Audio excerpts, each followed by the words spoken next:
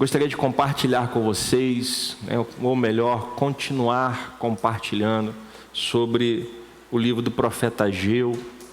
Nós estamos no nosso mês de aniversário falando sobre este livro, trazendo uma palavra que, creio eu, vem da parte de Deus para encorajar a igreja na missão que o Senhor nos confiou. Então abra sua Bíblia no livro do profeta Ageu, no capítulo 2, do versículo 1 ao versículo 9.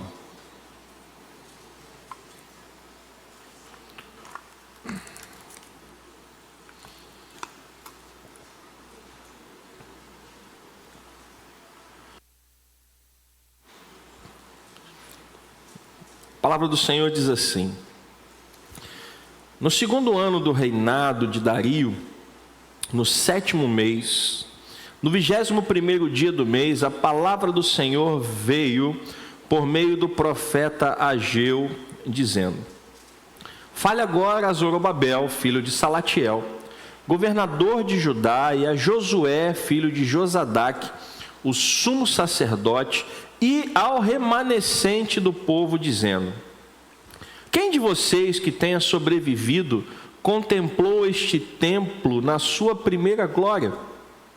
E como vocês o veem agora, por acaso não é como nada aos olhos de vocês? Mas agora o Senhor diz: seja forte Zorobabel, seja forte Josué, filho de Josadaque, o sumo sacerdote, e vocês, todo o povo da terra, sejam fortes, diz o Senhor, e trabalhem, porque eu estou com vocês, diz o Senhor dos exércitos. Segundo a aliança que fiz com vocês quando saíram do Egito, o meu espírito habita no meio de vocês, não tenham medo. Pois assim diz o Senhor dos exércitos: daqui a pouco, mais uma vez eu farei tremer o céu, a terra, o mar e a terra seca. Farei tremer todas as nações, e serão trazidas as coisas preciosas de todas as nações, e encherei este templo de glória, diz o Senhor dos exércitos. Minha é a prata, meu é o ouro, diz o Senhor dos exércitos. A glória deste novo templo será maior do que a do primeiro, diz o Senhor dos exércitos, e neste lugar darei a paz, diz o Senhor dos exércitos. Amém?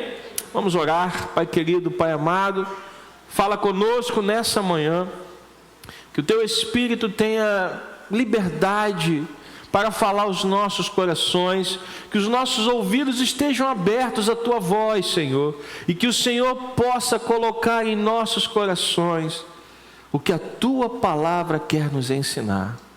Conduze-nos, Senhor, segundo a Tua vontade e o Teu querer, no nome santo e precioso de Jesus Cristo, e que a igreja do Senhor diga amém. Nós falamos no início desta série sobre o livro de Ageu, que o livro do profeta Ageu, ele tem 4 mensagens. E hoje vamos começar a falar da segunda mensagem. Quem lembra qual foi a primeira? Foi essa aí mesmo. Qual foi a primeira mensagem? Quem lembra? A primeira mensagem falava a respeito do quê? O que o povo tinha que fazer e não fez? Lembraram. O que o povo tinha que fazer e não fez? Quem lembra? Reconstruir o templo.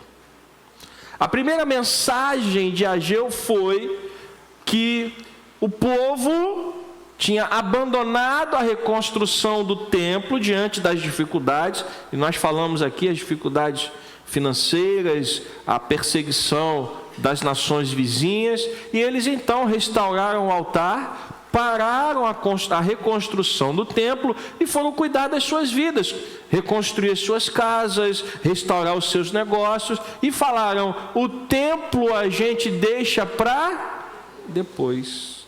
E quem é que lembra quanto tempo durou esse depois? 16 anos. Então Ageu vem e diz: olha, é tempo de vocês morarem em casas luxuosas enquanto o templo do Senhor está em ruínas. E aí na semana passada nós vimos que Deus anima Zorobabel, que era o governador, Josué, que era o sumo sacerdote, e o povo começa a fazer o quê? O povo começa a reconstrução. A reconstrução, então, se dá início. A segunda mensagem de Ageu, que nós vamos começar a falar hoje, ela já trata justamente do segundo templo.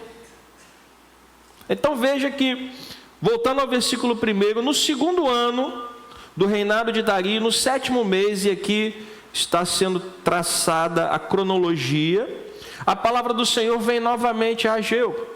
E o que Ageu fala agora em nome do Senhor? Versículo 2. E é interessante como Deus, Ele é preciso em tudo que Ele faz. Quando Deus fala com todo mundo. Deus mandou falar com Zorobabel, e Zorobabel era o quê? Está escrito aqui, ó. Quem era Zorobabel? O governador. Deus manda falar com Josué, e quem era Josué? O sumo sacerdote. Mas Deus também mandou falar uma terceira parte. Com quem?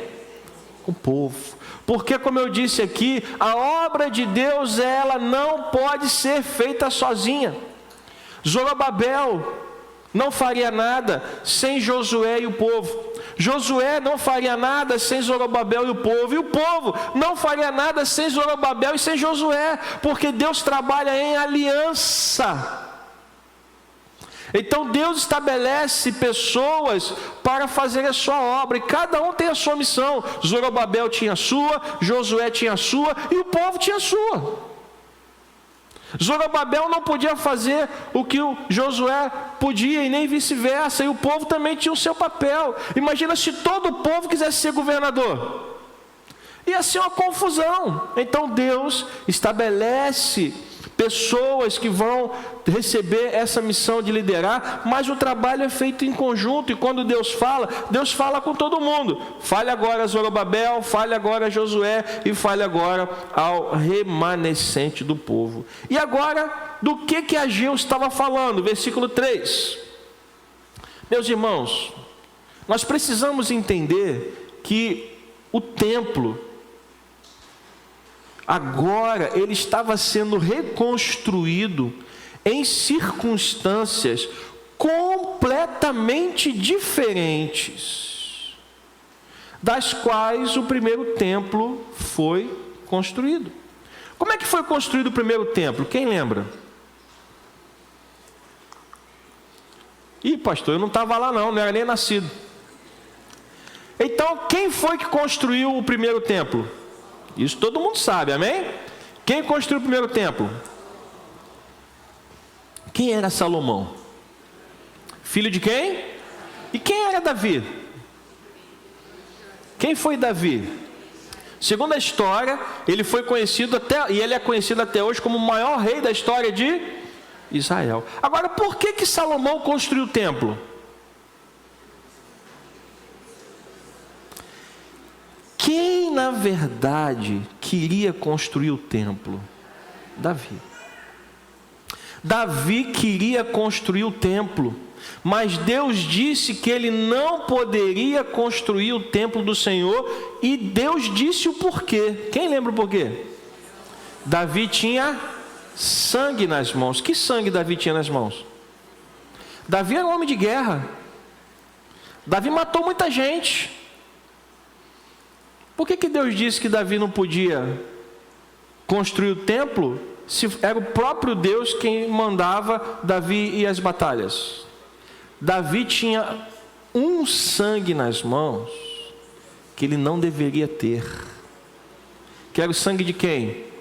De Urias, esposo de Batseba, que ele mandou matar. Por esse motivo, Deus disse que ele não construiria o quê? o templo. Mas Deus não disse que o templo não seria construído. Deus disse que Davi não o construiria. Mas Deus não disse o templo não será construído. E o que Davi então começa a fazer? Quando Davi fica sabendo que ele não iria construir o templo, mas que havia a possibilidade da construção, o que Davi começa a fazer? Davi começa a preparar tudo. Davi começa a escrever, Davi começa a montar os planos, Davi começa a fazer todo o desenho do templo, Davi começa a juntar ouro, prata, bronze, Davi começa a importar madeira, Davi começa a guardar tudo, para que quem construísse o templo? Salomão tivesse o quê? Recursos para a construção. Então, o contexto do primeiro templo foi um contexto planejado, foi um contexto onde havia recursos financeiros, sim ou não? Obviamente, Salomão também teve um reinado próspero, e isso também contribuiu para que o templo que Salomão construiu tivesse ficado maravilhoso. Então, esse foi o cenário da construção do primeiro templo. O segundo templo, ele foi construído num cenário completamente diferente. O segundo templo é construído no retorno da onde? Da Babilônia. O que o povo encontra quando chega em Jerusalém? Terra arrasada, crise financeira, não havia nem o que comer, o povo teve que recomeçar a plantar, recomeçar a cuidar de gado. As nações vizinhas não queriam que Jerusalém fosse reconstruída.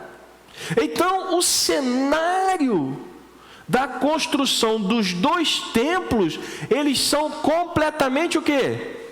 Diferentes. Por isso que o Senhor vem e diz o quê? Quem de vocês, versículo 3, que tenha sobrevivido, contemplou este templo na sua primeira glória? Por que Deus fez essa pergunta? Porque seria humanamente possível que alguma criança que tivesse visto o primeiro templo, tivesse ido para a Babilônia e tivesse voltado e visto o templo construído. Humanamente falando, isso não seria possível? Seria. Provavelmente, entre os remanescentes, tinham pessoas que tinham conhecido o primeiro templo. E agora, eles estavam vendo o segundo templo. E comparado com o primeiro, o segundo era o quê? Vamos usar a linguagem da Bíblia? O que está escrito aqui? Quem de vocês que tenha sobrevivido contemplou este templo na sua primeira glória? E como vocês o veem agora? Por acaso não é como nada aos olhos de vocês? Ou seja, o que é que Deus está falando para o povo? Quem viu o primeiro templo e viu o segundo, vai dizer que o segundo templo é o quê? Olha, pastor, isso acontece muito com a gente até hoje, né? Quantas vezes você está sentado numa roda de amigos e você fala assim, quem vive hoje não viveu a época boa da vida. Lá nos anos 80 que era bom.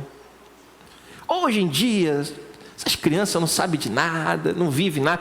Anos 80, anos 70, anos 90 que era bom. Não é assim que a gente faz? Eu vivi a melhor época desse mundo. A gente não faz isso, gente? Eles também faziam. Não, vocês estão vendo esse templo aí? Vocês tinham que ver o templo de Salomão. Esse templo aí, comparado ao templo de Salomão, ele não é como... Só que aqui quem está falando isso? Quem está falando isso aqui? Porque Deus, meus irmãos, às vezes a gente esquece disso. Deus ouve tudo o que a gente fala. As pessoas estavam comentando que o templo que estava sendo construído era como nada comparado ao templo de... E aí Deus está dizendo, vocês não estão dizendo isso? Em outras palavras, Deus está dizendo o quê? Como dizem, não sei nem se são mais os jovens, porque as gírias mudam tanto, né? Estou ligado.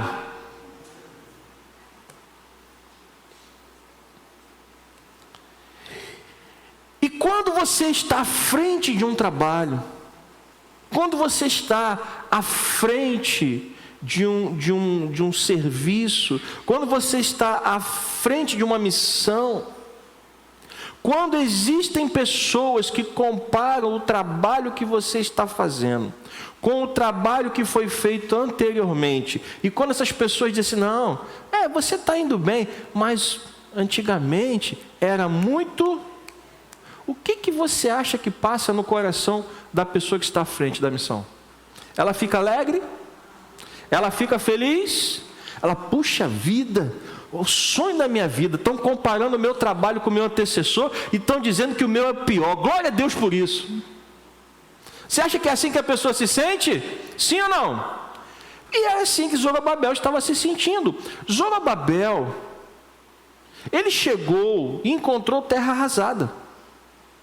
Zorobabel ouviu a palavra do Senhor e começou a trabalhar. Ele chamou Josué, ele chamou o povo e ele começou a fazer o seu melhor. O seu melhor gerou um templo como o templo de Salomão? Sim ou não? É claro que não. Mas ele estava fazendo o seu melhor dentro das circunstâncias que ele tinha, com os recursos que estavam ao seu alcance, e ainda assim o povo é um templo. É um templo. Por isso no versículo 4, Deus está dizendo no versículo 13, eu estou ouvindo o que o povo está dizendo. Por isso no versículo 4, Deus anima quem? Os líderes. Agora o Senhor diz, seja forte quem? Seja forte quem? E Deus também fala, e seja forte também o povo. Por quê? Porque não são todos os que reclamam. Aliás, graças a Deus, normalmente é quem? É a minoria. Mas sempre tem pessoas que reclamam. Sempre tem pessoas que murmuram. Sempre tem pessoas que vão dizer que poderia ter sido feito dessa forma, ou poderia ter sido feita da outra. Se fizesse assim, se fizesse assado. Gente, eu vou dar um pequeno exemplo só para você entender. Se eu chegasse aqui hoje e falasse, irmãos, nós vamos pintar a nossa igreja. Que cor você gostaria que pintasse a igreja? Fala aí. Fala aí uma cor aí, vem na sua cabeça. Pode falar. Pode falar. Mais alto. Olha aí, a gente não consegue entender o nome de uma cor. Eu não consegui daqui escutar o nome de uma. Eu escutei um monte de gente falando. Você vê como é que é difícil? Por quê? Porque cada um tem um gosto pessoal. Uns gostam de amarelo, outros gostam de azul, outros gostam de verde. Uma vez eu quis pintar a igreja, não deixaram. Eu falei que ia pintar metade preta e metade vermelha, mas não deixaram. Eu não sei porquê, mas não deixaram. Eu falei, não, é melhor não. Eu falei, tá bom. Mas eu acho que ia ficar bonito, metade de cada cor ia ficar legal. Mas uma simples decisão, vamos pintar a igreja. Então, nós temos que entender, meus irmãos, que quando se trata do reino de Deus, a gente tem que caminhar juntos, mesmo que não esteja sendo feito o que eu quero. Você entende isso? Porque senão a gente, ao invés de ajudar, a gente vai se tornar alguém que vai puxar para trás. Eu já contei isso aqui algumas vezes. Eu era de uma outra igreja antes de vir para cá. E quando o pastor saiu, o pastor novo que entrou, o pastor que saiu disse para mim, eu era diácono na igreja, o pastor disse, olha, fique aí, apoie ele, porque ele tem pouco tempo de ordenado, ele precisa da sua ajuda. E eu fiquei lá com o outro pastor durante uns 2 anos. E durante esses 2 anos eu vi esse pastor passando por isso o tempo todo. Ele fazia uma reunião com os obreiros. Ele falou assim, irmãos, nós vamos fazer isso, isso, isso. Aí alguém se levantar, mas na época do outro pastor é diferente.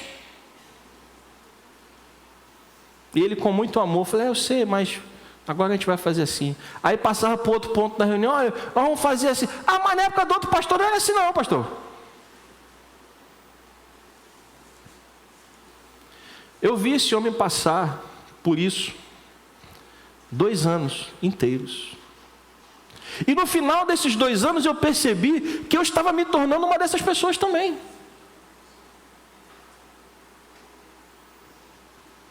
E eu disse, eu não posso atrapalhar o ministério desse homem, porque ele é um homem de Deus. Por isso eu marquei um gabinete com ele e falei, pastor, eu preciso me transferir. Mas por quê? Eu falei, porque se eu ficar, eu vou atrapalhar o seu ministério. O senhor está fazendo coisas com a igreja que não estão erradas. O senhor está dando um bom direcionamento para a igreja. Mas eu sou como alguns que ainda estão olhando para trás. E quem olha para trás não vai lhe ajudar. E eu não posso, eu não tenho o direito de lhe atrapalhar. E somos amigos até hoje. Ele falou, poxa, eu quero te agradecer pela tua sinceridade.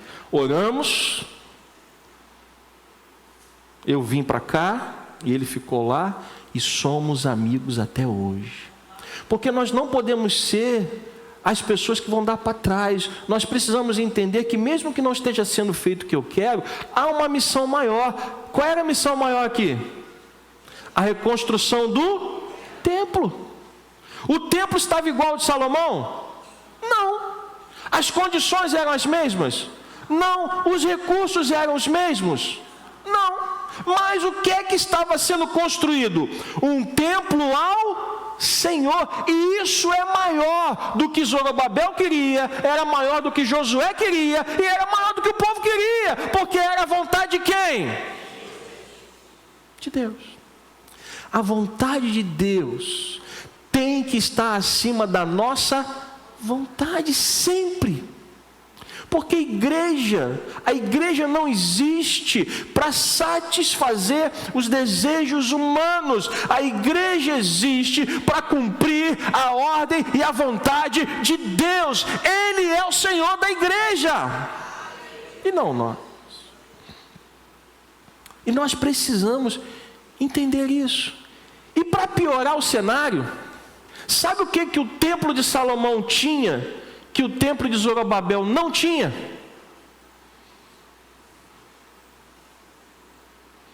O que um templo tinha e o outro não tinha?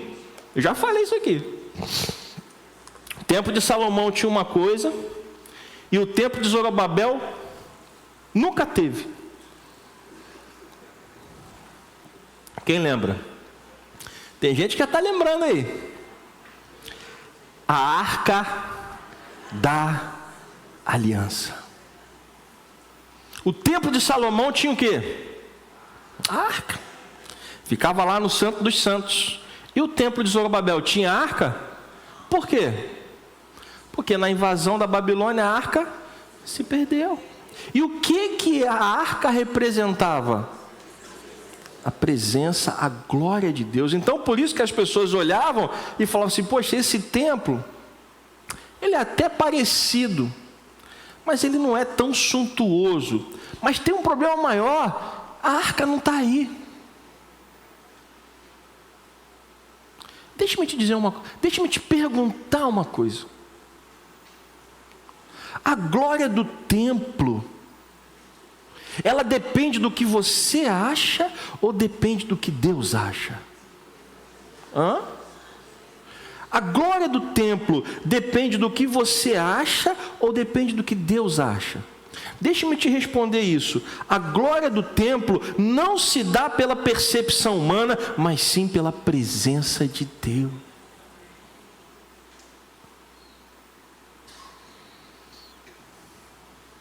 Não adianta você ter um templo lindo se dentro dele não estiver quem?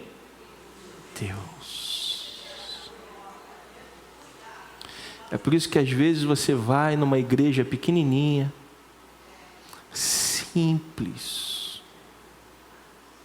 e quando você entra lá, você sente o quê?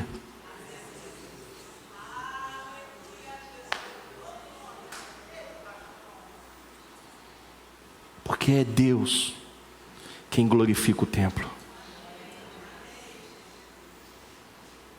É Deus.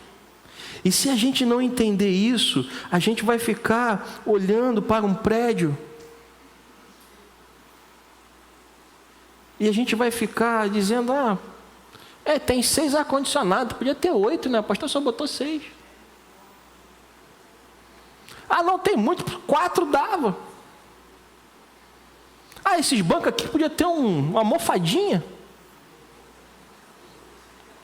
Aliás, é um projeto que eu tenho no coração, sinceramente falando, botar existe um material que você coloca nos bancos de madeira, no assento, nas costas, para ficar mais confortável, só que custa. Quando a gente tiver esse recurso, a gente vai fazer, para a glória de Deus, porque para Deus sempre o melhor. Mas a presença de Deus é quem glorifica o templo. E às vezes as pessoas ficam se apegando em detalhes e se esquecem do principal. O principal é a presença de Deus. É isso que não pode faltar. Se aqui não tivesse banco, se aqui não tivesse ar-condicionado, mas Deus estivesse aqui, é tudo que a gente precisa.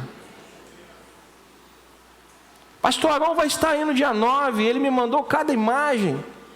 E a igreja lá reunida num espaço sem telhado, sem cadeira, uma lona no chão e todo mundo sentado na lona, sol a pino e todo mundo ouvindo a palavra de Deus. Quando Deus está presente, o resto é detalhe. O que a gente precisa é voltar os olhos para Deus, irmãos. A gente se acostuma com o luxo, a gente se acostuma com a riqueza, a gente se acostuma fácil com essas coisas, a gente se acostuma fácil com o conforto.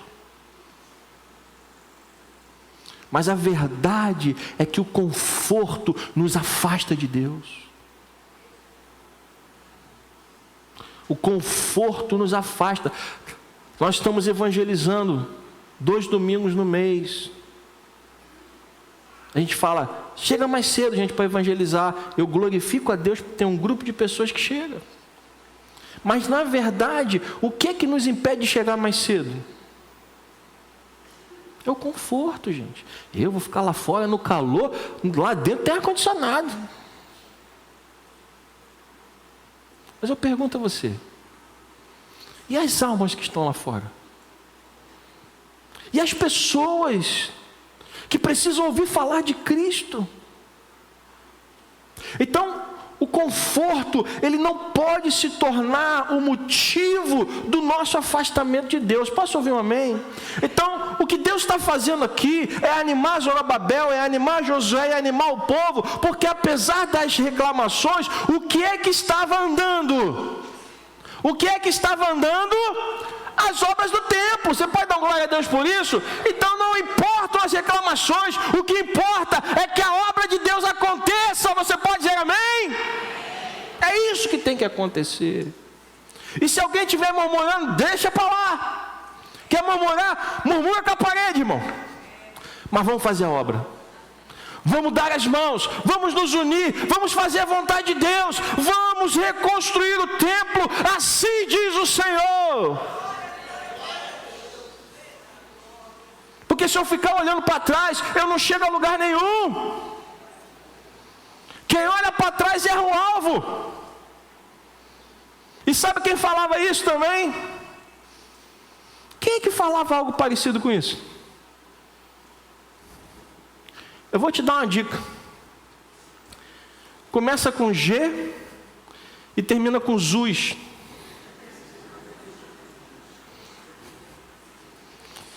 Jesus dizia: quem coloca a mão no arado e olha para onde, não é digno do reino. Porque quem olha para trás erra o alvo. Você já pensou, se a pessoa está arando a terra e fica olhando para trás, como é que vai ficar o caminho? Não serve para nada. No Antigo Testamento, teve uma pessoa que olhou para trás. Você lembra? O que aconteceu com ela? Entrou para a posteridade. Virou monumento. Virou uma coluna de sal. Por quê? Porque o anjo disse: saiam da cidade e não olhem para trás. Só que no meio do caminho, o que ela fez? Ai, que saudade de Sodoma. Sabe o que aconteceu? Morreu. Porque quem olha para trás é porque o coração está preso no passado, e Deus está chamando você para o presente e para o futuro. Deus está chamando essa igreja e o seu povo a olhar para frente, a olhar. Paulo disse: esquecendo-me das coisas que para trás ficam, e olhando firmemente para as que estão diante de mim, eu prossigo para o alvo. É para frente que se olha, gente. Enquanto eu olhar para trás, eu não avanço. Enquanto eu fico olhando para trás, eu perco tempo. Enquanto eu olho para trás, eu só murmuro.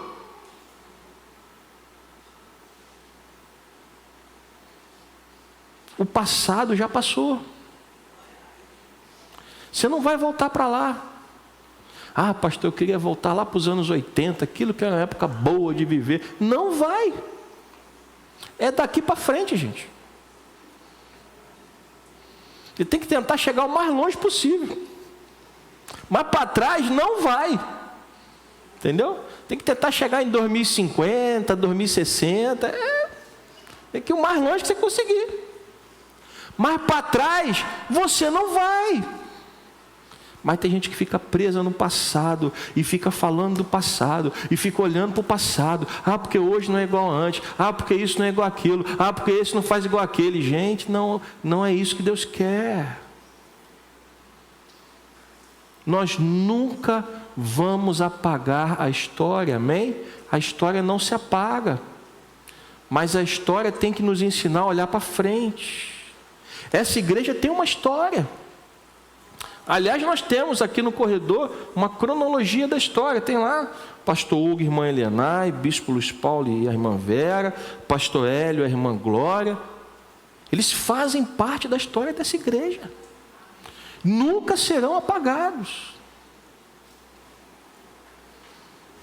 Mas o pastor Hugo pode voltar a ser o pastor dessa igreja? Não pode. E se você tivesse condições de perguntar a ele, ele vai dizer assim: eu não quero não, eu estou na glória. Eu estou na presença de Deus.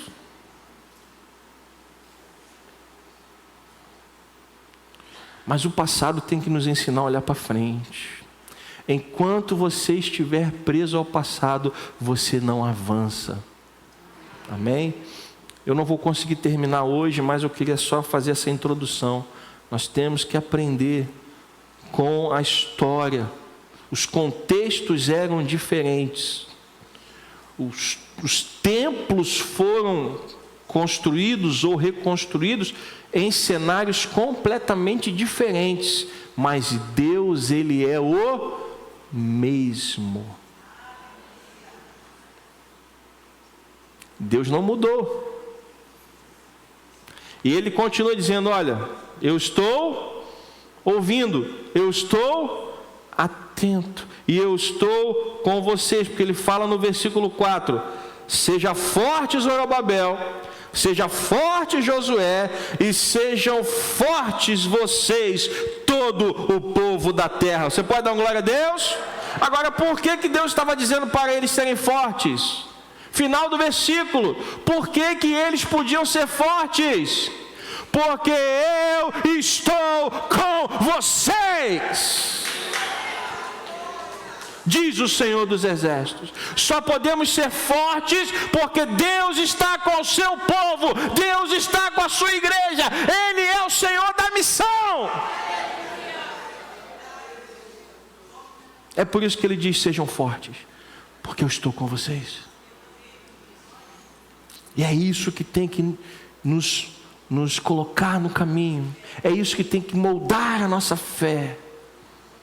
Eu posso olhar para frente, eu posso continuar, porque Deus está com a gente. Deus está com o seu povo, Deus está com a sua igreja, e Ele diz: sejam fortes, porque eu estou com vocês. Amém?